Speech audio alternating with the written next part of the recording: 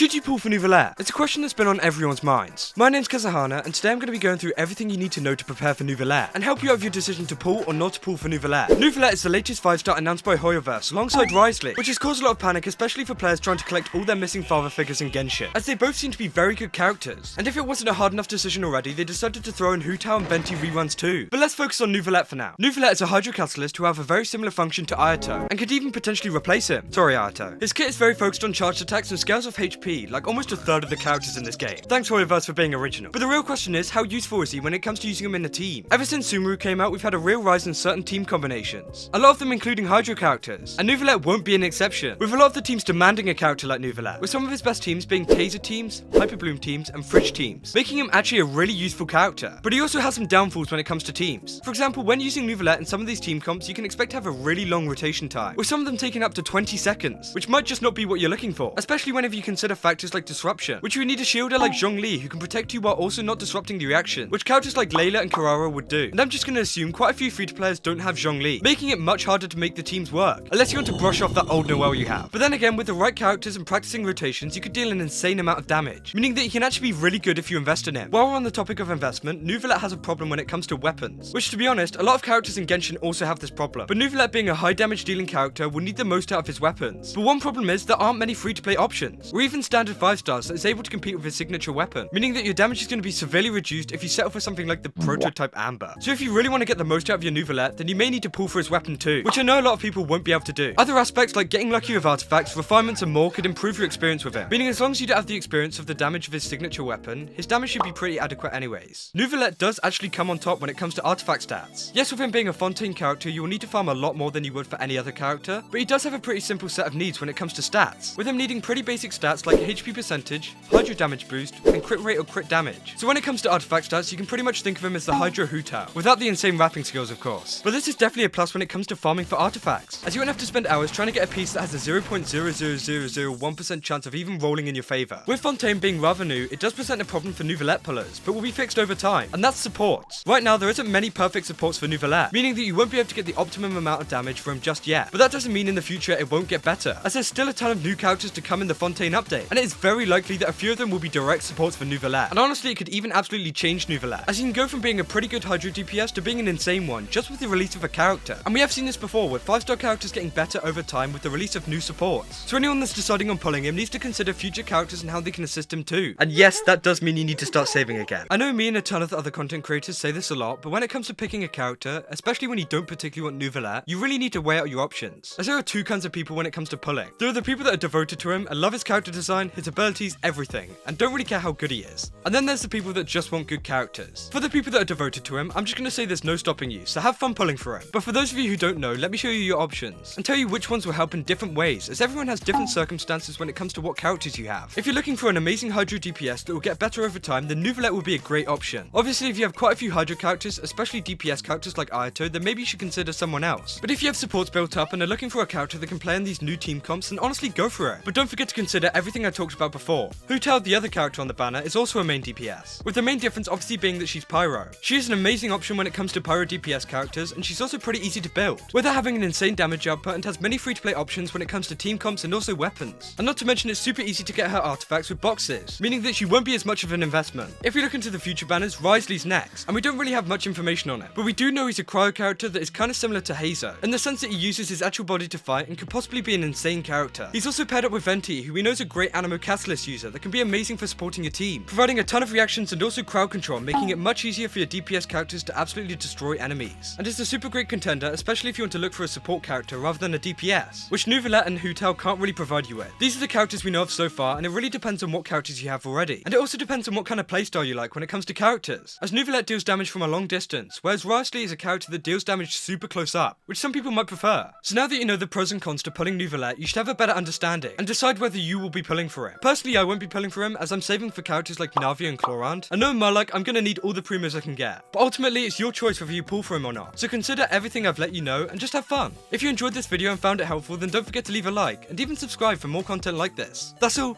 see ya!